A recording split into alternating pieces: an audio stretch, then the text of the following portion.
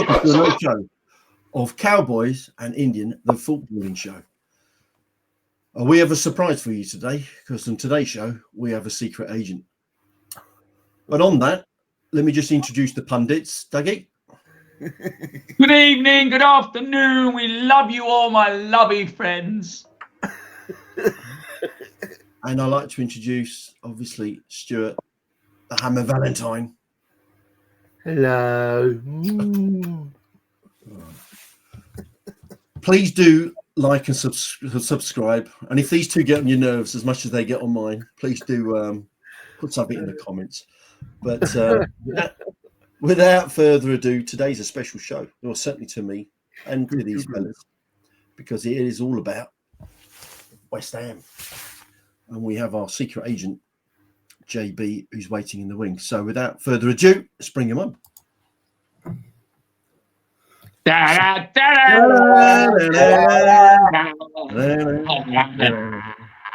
Mr. Bond.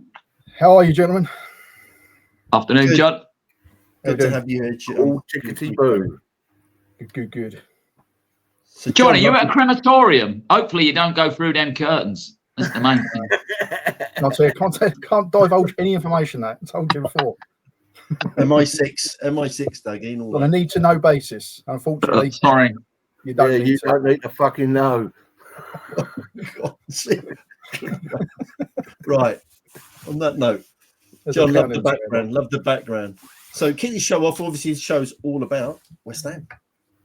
And John being a West Ham supporter, obviously, it does help with us three being West Ham supporters as well. But the show's about having John and us speaking to him and understanding how did you become a West Ham supporter, John?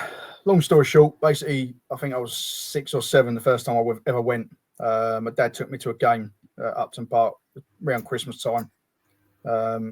As usual, it was a kind of bit of a spare of the moment thing. It was against Wimbledon back in the crazy gang days. And we lost 3-2. First experience was standing in the North Bank and obviously not really knowing much about it at the time.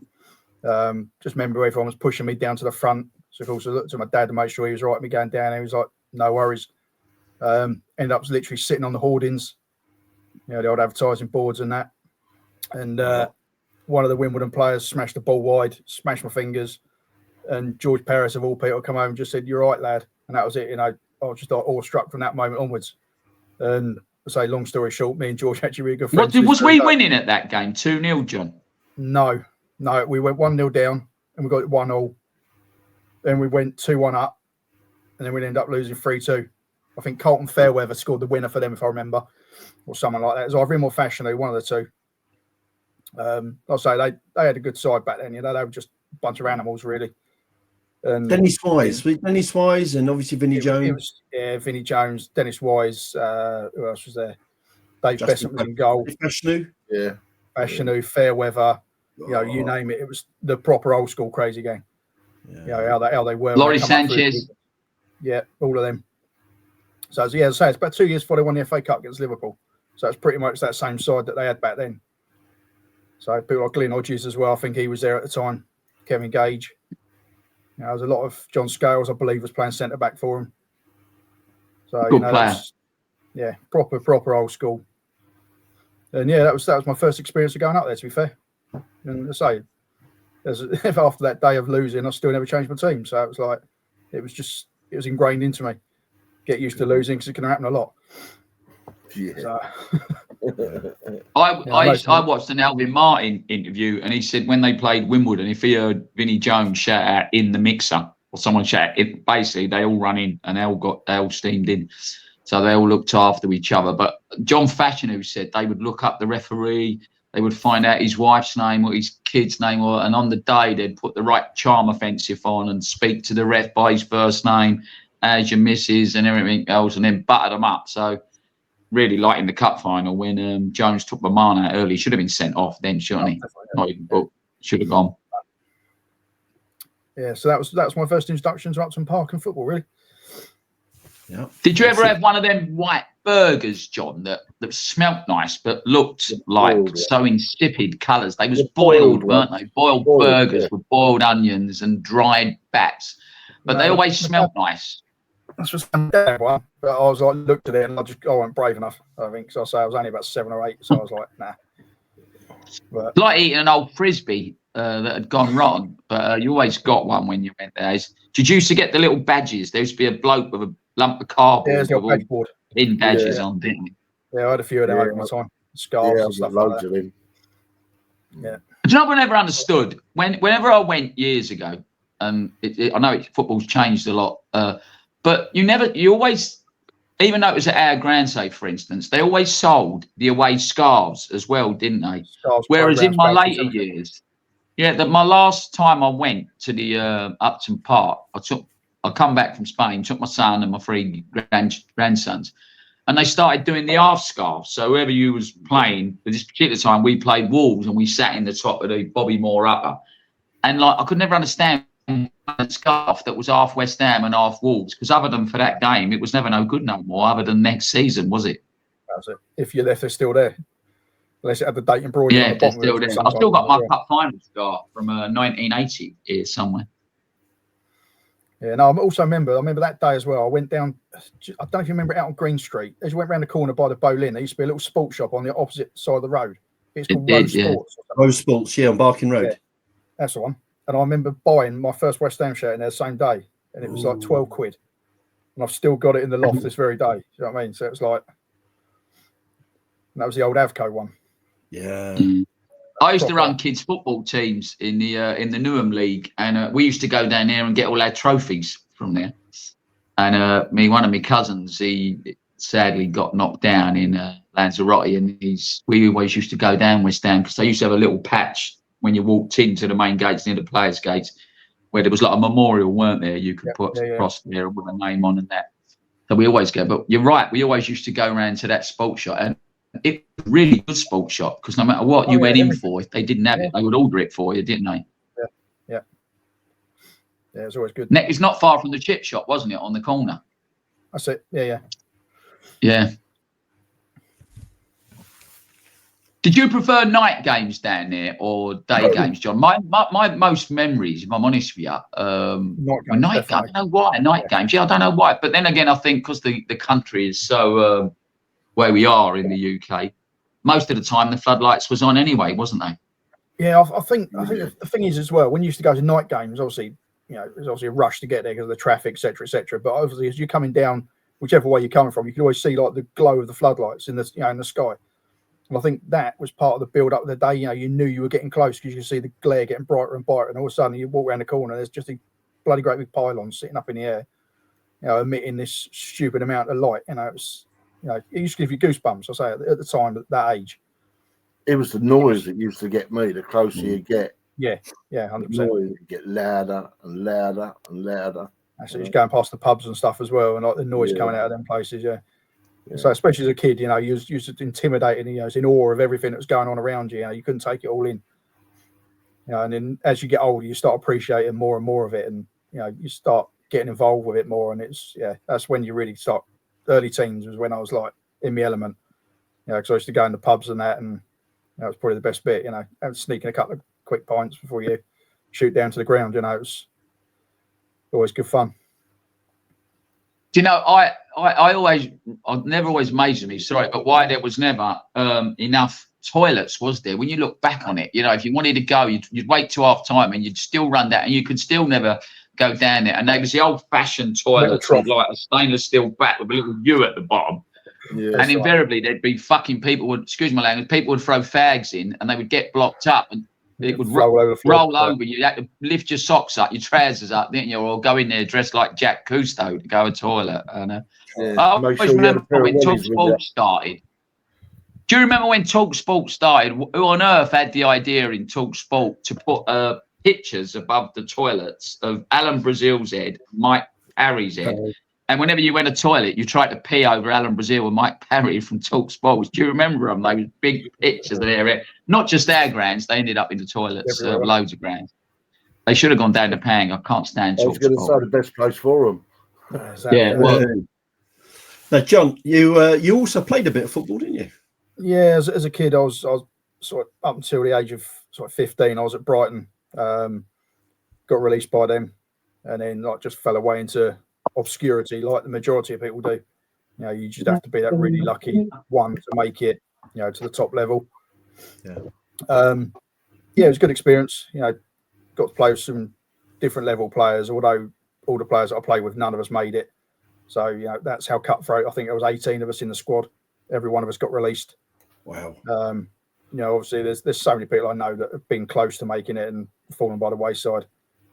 I bet it's still like that now, to be honest with you. I think it's even more so now, to be fair. Yeah. I mean, although the academies are a lot bigger and they take them in, you know, in a lot, you know, more vast quantity of numbers. Like back then, it was just like one team for one age group. I think now they have like probably about 30 players for 2-3 teams, you know, and then just spread them across and see what level they get to. And then obviously they whittle them down as they get older up to the ages of like under 18s, then to 21s, and you just got the one squad. You know, when you go, I think it's the under 12s up to the 15s. I think they have 2 or 3 teams, like I say, and it's they then start picking out which ones they think are going to be the stronger players, which is why you just see it's heartbreaking for kids. Obviously, they're at an academy from sometimes the age of 6 or 7, and they get right through to when they're 17, 18, and then they're let go. You know, their dreams are gone, and you hear about it so often because they've not focused on their academics. Because they think, oh, I'm going to make it. And then that's taken away. You're like, that's when, not being funny, they can go down the wrong route. And it's so easy done. You hear about it all the time. You know, football's just cutthroat. You just got to have that one bit of luck, or you've got to be that good to stand out. Business. As we were saying the other day, it's all about business, isn't it? So, I've known quite a few kids. As my children were growing up, they played with other kids which were amazing footballers at their age. And now, you know, none of them play sport.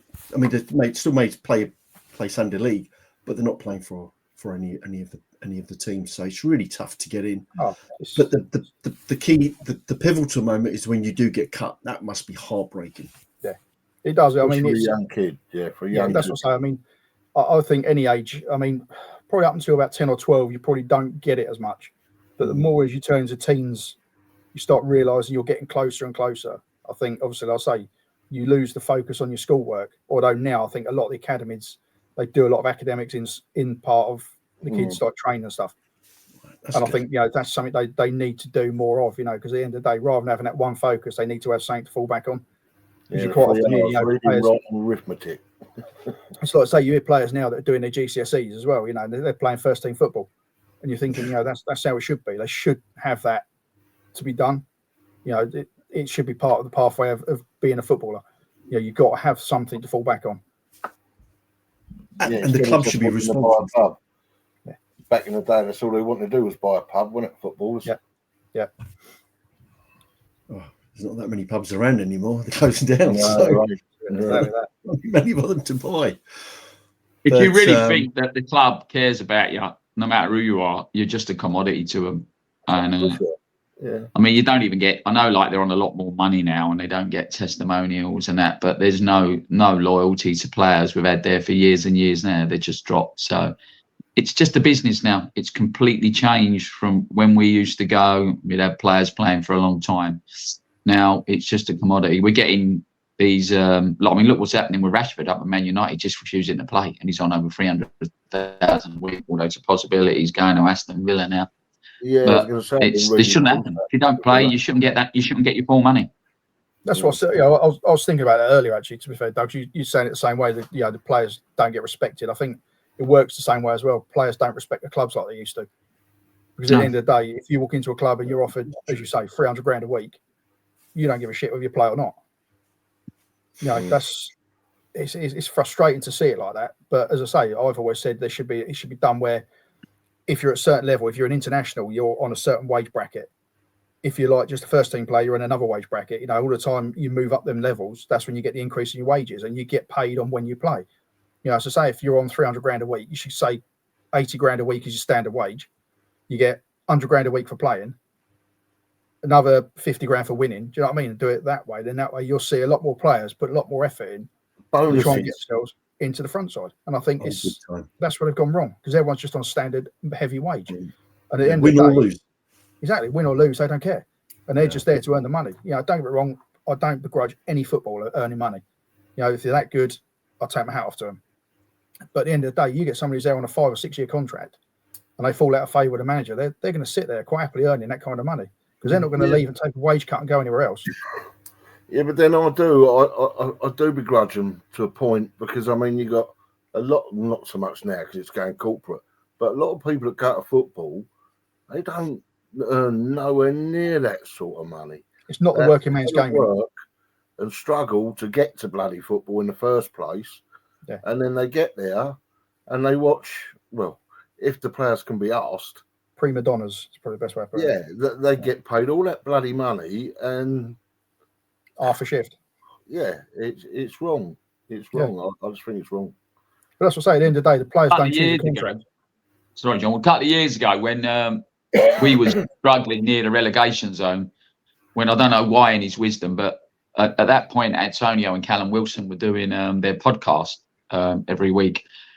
And Callum Wilson said, why on earth, he said it, Antonio, and I wish him well, whatever's wrong with him, you know, how he is at the moment. But he said, well, Antonio, how come your form picked up? And he said they went into him, the club, not just to him, the whole team, and said, if you get relegated, all your money gets cut in half. And Antonio thought, right, I'm not none of that. And I started trying a bit harder. But the people that went every week still tried to, you know, still had to work as hard, still had to fight as hard to get to the ground. And it's a crap ground to get to. It's a crap ground to watch football, and it's a crap ground to get out of. And I think that's just a smack in the face to the loyal fans. It is, whether you're a tourist fan or whether you are a diehard fan from years ago, you should go out there once you pull that shirt on and you should give your all for the fans that are there, that have made the effort week in, week out. Yeah, especially when they're pulling out the car park after the game in the Lamborghinis and Ferraris. Yeah, that's it, isn't it? And you they don't care no more. I remember when that Tony Fernandes bought QPR, he just, I think it was Mark Hughes was the manager, and they just started buying everybody. And Sean Wright Phillips went down there, and Ian Wright went to his boy, what are you going down there for? You know, why are you going there? And he never ever got a game, and he was one of the highest paid players, and he just sat on the bench and finished his career sitting on the bench playing for QPR. Now, when you're a kid, you just want to play football, didn't you? No one even, when you're running a kids game, all the dads start on you because they don't want their boy as sub. They don't want their boy being taken off. And I don't care whether you're a Sunday football player, a kid player, or a Premier League player. Footballers want to play football. They shouldn't. Yeah. As soon as you want to sit on the bench, it's time to out people. And I admire Amorim for exactly what he's done and for what he said. He's really gone up in my estimations, Bruno Amorim. He's done the same with Portugal, didn't he? Exactly the same thing. Yeah. Exactly what he done when he first went to Sporting Lisbon. He said he has too many players there not earning their weight and sold them all. And that's what he's trying to do again. And I'll just take me out after him. Like you say, Doug, he's doing exactly the same at United. And he knows what he's doing, which is why I was gutted he didn't come to us, because we could have done with someone like that. We had the chance to get him last summer. We should have broke the bank to get him. We'd probably be left with about 8 players now. But the kids would have got a chance. Yeah. No, I agree.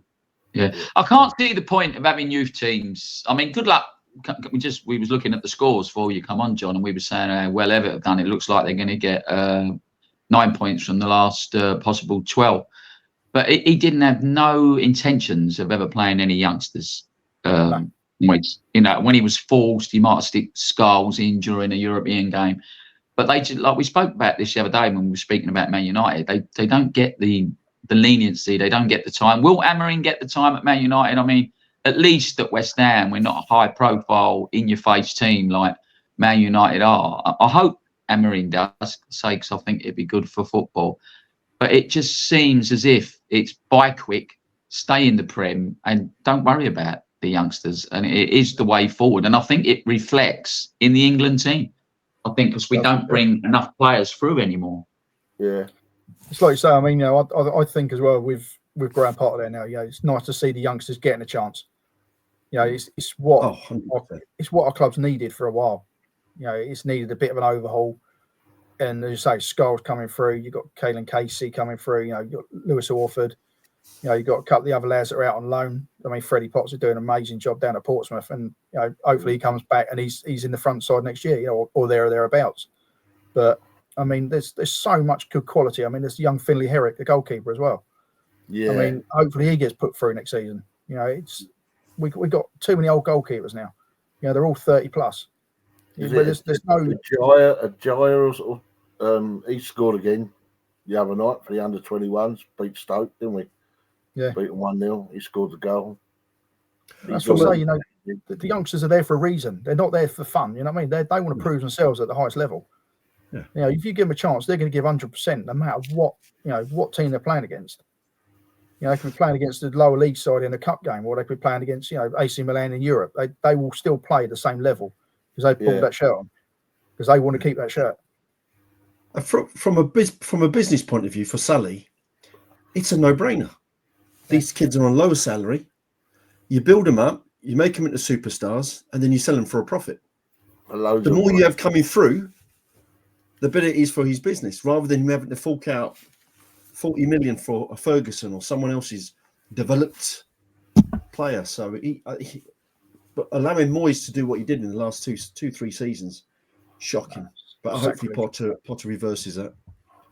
Moyes used to throw the players under the bus. It was never, when you go out on that pitch, no matter whether you're under fives up to vets football, you go out as a team.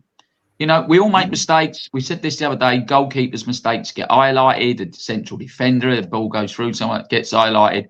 Strikers miss all the time, and it don't get as highlighted as much as the goalkeepers do. But the minute you cross that line, you go out as a team, you win as a team, and you lose as a team. And when they do the interviews at the end, I much prefer the managers that go, we tried today, it's on my head, that's the time. Moyes would never, ever do that. He'd go, well, so-and-so should have scored, so-and-so made 2 mistakes, and it's never, ever any good for team morale. And what else it's never good for is if you're going to sling the youngsters under the bus.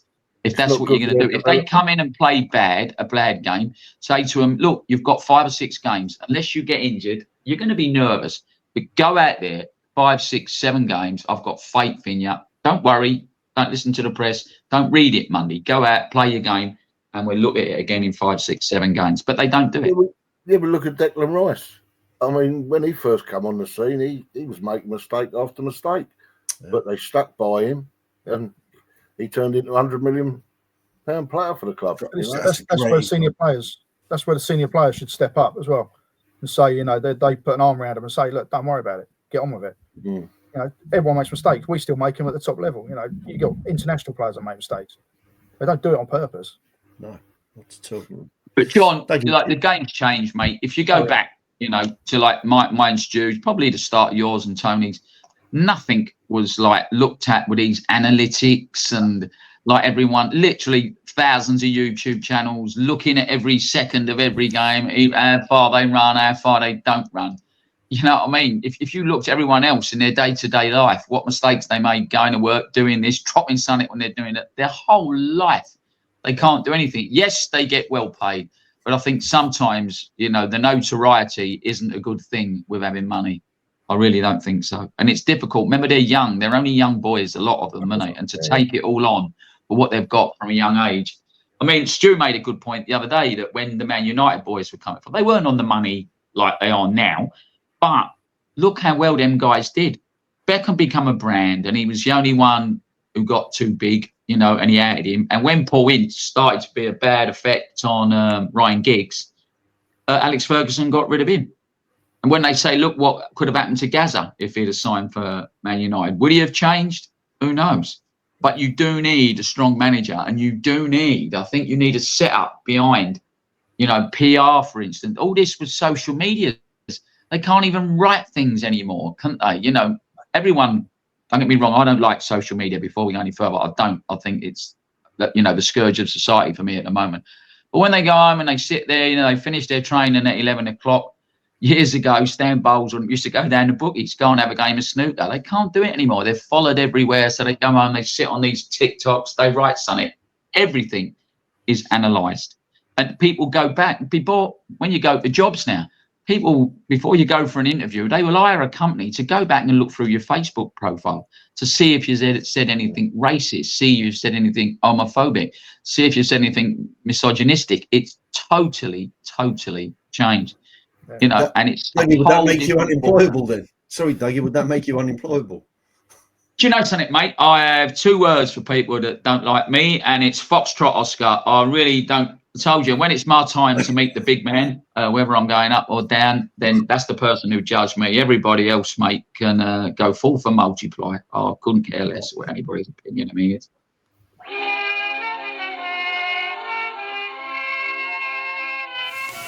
No, nothing, mate. No, he ain't even opened my message. He's got it, but he ain't opened it. Yeah. All right, we'll just have to carry on then, innit? He's probably having a moan at his mum and fucking Julie because they got everything connected to the internet. Yeah, That's probably true, isn't it? They're all streaming, you Timuing. see. That's your Yeah. Timuing, that's what you're doing.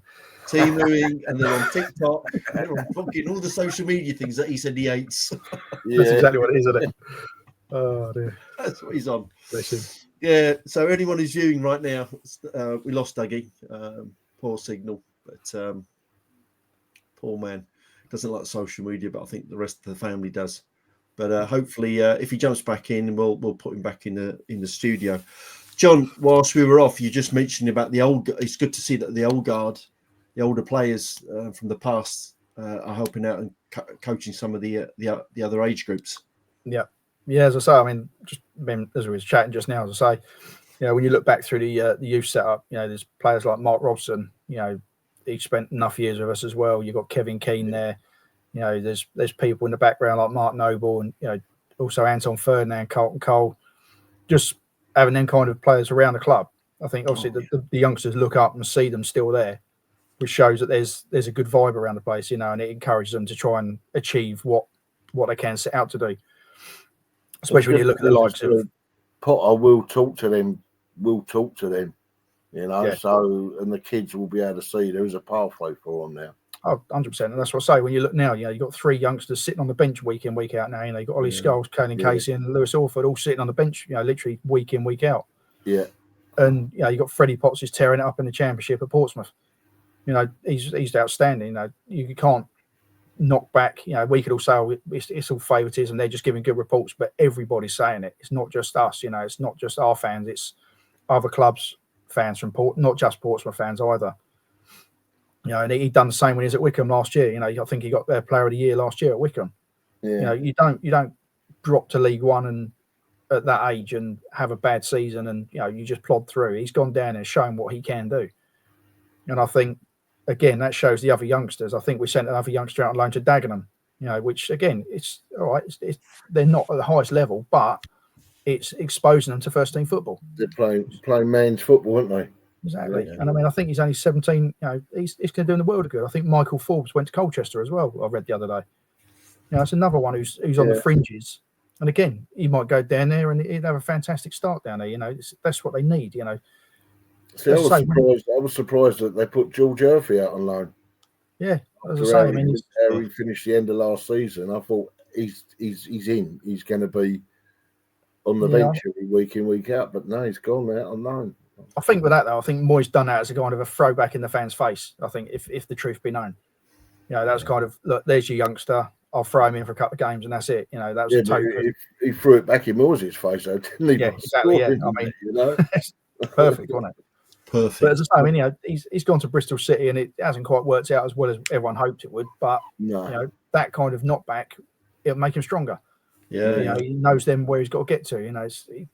He may have gone down with a bit of complacency and may not have wanted to go. We don't know the ins and outs. There's no way of knowing. But again, the Bristol City manager knew him anyway, because obviously he was part of the West Ham Academy a few years back. So, he would have known about what his strengths, weaknesses, and it may not have been, as I say, it may not have worked out exactly how it wanted, but it's done him the world of good again, because mentally it may have strengthened him. Thinking, okay, I'm not playing every week. I know where I've got to buck my ideas up now and pull my finger out and try a bit harder. That's where Dixie come from, wasn't it? Bristol City. Bristol Rovers he come from. Was it Rovers? I know it was one of the Bristols. Yeah. Down there where they drink cider. I'll tell you what, though, that obviously we got Potter in place now, which is fantastic. And as you mentioned there, John, he's got the 3 youngsters on the bench. I think all the clubs, all the Premiership clubs should have X amount of players should be from their youth academy. Yeah. And it's so frustrating for the last 3 years when we haven't had these players come through. He's not been scraping square pegs round holes. It changed when they got rid of the 3 foreigner rule.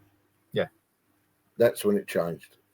Because years ago, all you were allowed in your side was 3 foreigners. The rest had to be made up of English, British. Right, gotcha. You know? That was back late. That was early 90s, wasn't it? That went out just literally as the Premier League come along. Yeah. Yeah, I mean, you can have you in some teams in the Premiership on some Saturdays they've got haven't got a single Englishman in the team on the bench. Yeah, we've done it a couple of times. You know, there's probably not a club in the Premier League that hasn't done it. Yeah, faultless. Yeah, so no one can preach. But again, I agree totally wholeheartedly. You know, there should always be at least 2, if not 3, youngsters on the bench. Because then that way, as I say, otherwise all you're going to get is the big teams just get stronger and stronger. Because all they do is go out and buy someone like for like and just replace them on the bench. You know, and you're thinking, again, you know, that's the way football is. It's a business, and they just want to stay where they are. And yet, City and Liverpool, they use the youngsters. Yeah, a lot. Yeah. Klopp last season. It can, you know, top teams will use the youngsters if they're good enough. But that's what Pep seems to do at City. You know, he's got the youngsters, and he's not afraid to throw them in, and he will. He'll throw them in, and then all he'll do is when one of his other players is like either on his way out or his contract's going, he'll just go and replace him with someone else. But then he'll give the youngsters a chance at the same time. Yeah. I mean, it's like Kyle Walker's gone to AC Milan. Yeah. And he's already got, you know, Rico Lewis there to replace him. So it's not as if it's, you know, an issue for him. It's like us, if we'd done something like that, we'd be panicking, thinking, Christ, you know, we're going to replace him with. You know, it's panic buttons. But Pep's like, I don't care. I've got someone else already. Yeah. And he'll just throw a youngster in and I'll say they'll swim because they always do. Because Pep is probably, I don't care anyone says, Pep's probably one of the best man managers that you'll ever meet. Yeah. He's just got a way with players. Yeah. You know, you hear about them all saying how good he is, like not just tactically and mentally, but I mean, personally, I just don't think you'll get a better one than him. Yeah. Talking of managers, John, what do you think of Potter? The right choice at the right time, definitely. I mean, Lopetegui was a bad move. I mean, yeah, definitely. Everyone knew that was the wrong man. And the only person who didn't was the one who employed him. Yeah. No, I think he did, but he just going for a cheap option. Yeah, and also an option he knew that the fans didn't like. Yeah. So again, it's kind of, I look at it as a double-edged sword, to be fair. I mean, a lot of people didn't look at it this way, but it's the same time where he came into concessions, where he wanted people out of the club. So his mentality may have been, well, if I drive people away from the club, they're not going to want to renew their concessions anyway. So I look at it as a double-edged sword. That was the way he looked at it. So if he could push people out of the club, they wouldn't want to come watch the games because it was crap football, crap management. You know, it was almost like a business suicide. Yeah, and that's what I think he was trying to do. Literally, as I say, push the everyday fan out of the club. Going on about getting rid of Lopetegui and Brinton, you know, Potter's name was mentioned, and people, you got all this West Ham, we don't want Potter, bloody Potter, look at that happening in Chelsea.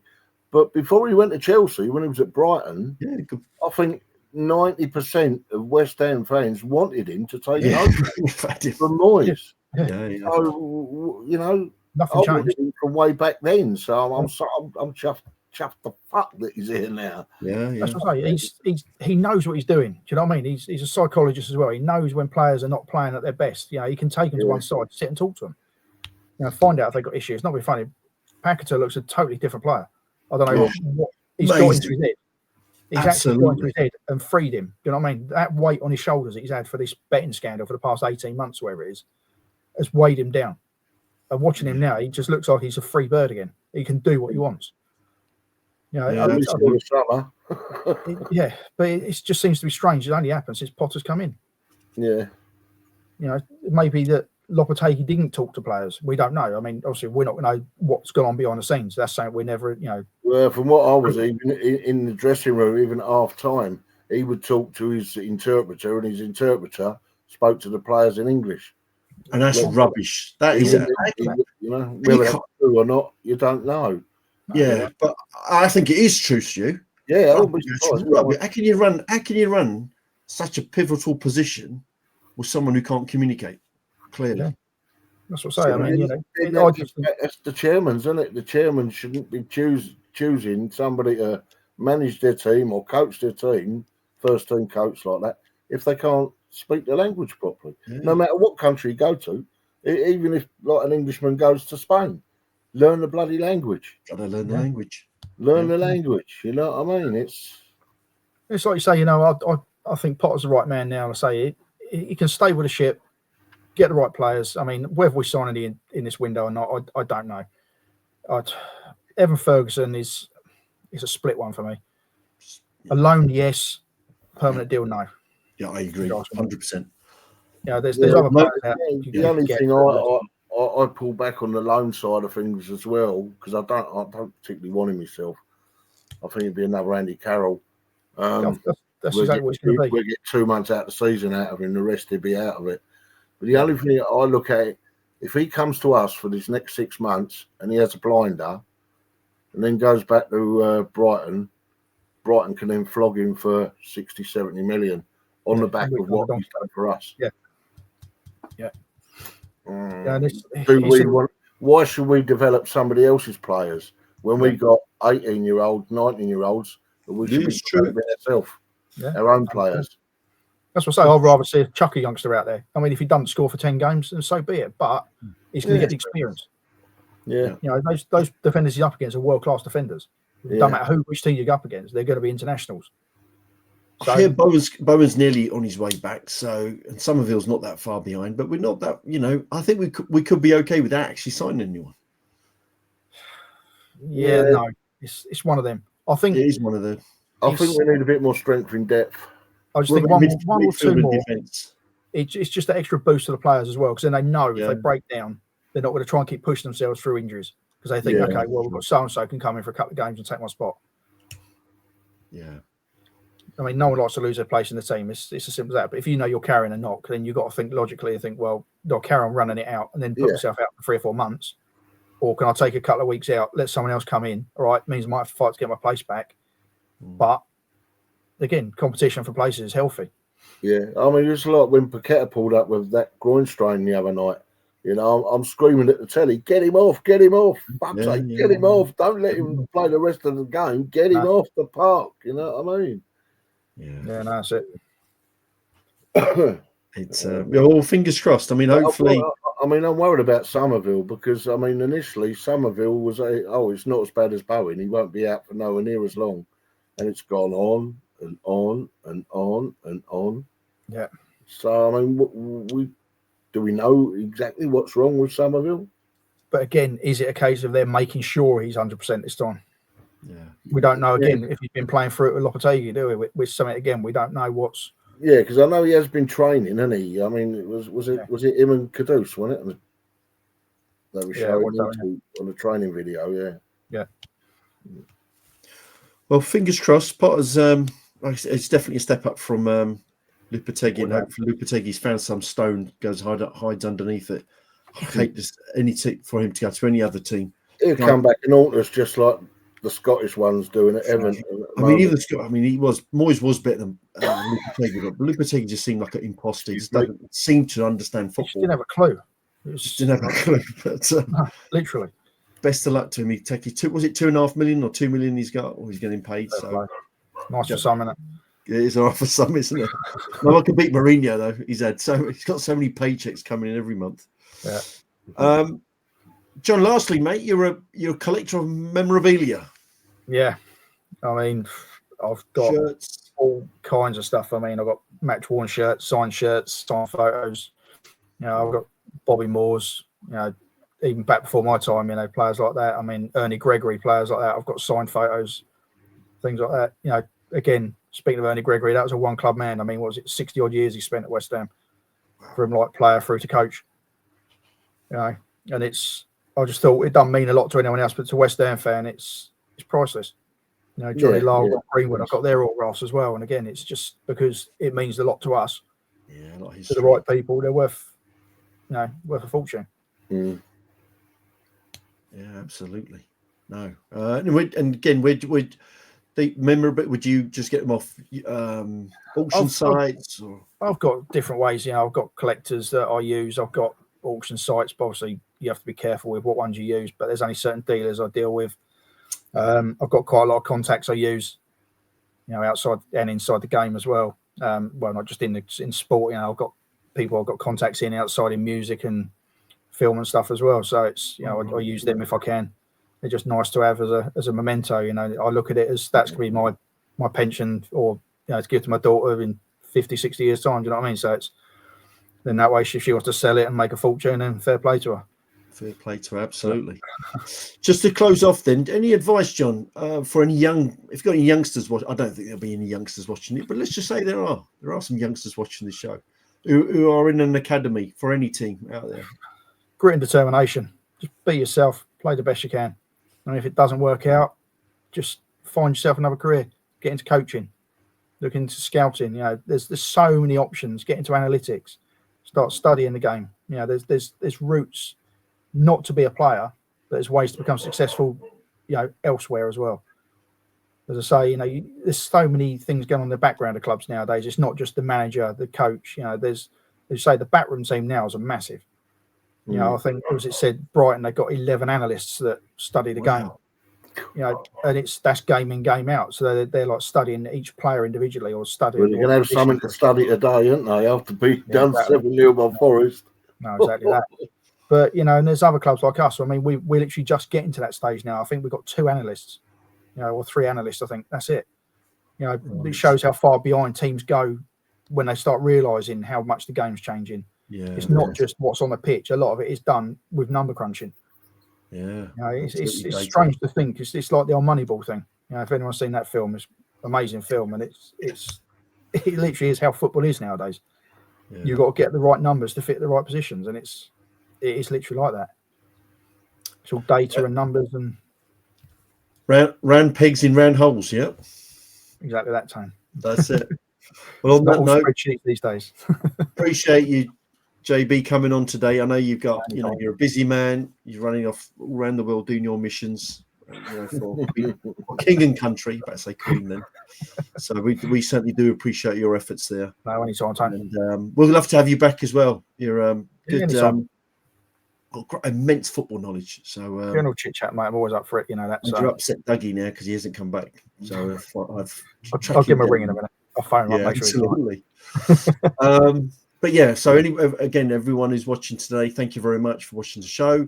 Please do hit like and subscribe. We slowly we get in there. This is our third big show, I'd say, Stu, and then we've done a few of the grandstand shows. There will be the Carabao Cup preview coming out just before this show. If you've watch that, because that's just Stuart and Duggy taking us into the woods. It's a long story, but it's very, very funny. But I can't keep them on track. All I'm going to say is they talked about pies, the war, and picking up eels with newspapers. So you can work the rest out yourself. But thank you very much for tuning in today. Appreciate it. John, any last words from yourself? No, just good luck for the future, you guys. And I say, anytime you want me on, just give me a shout. Cheers for coming on, John. No worries, Stu. Right. Stu, you want to take us out? Yeah, I certainly will.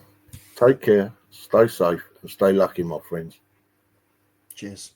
Come on, you Lions.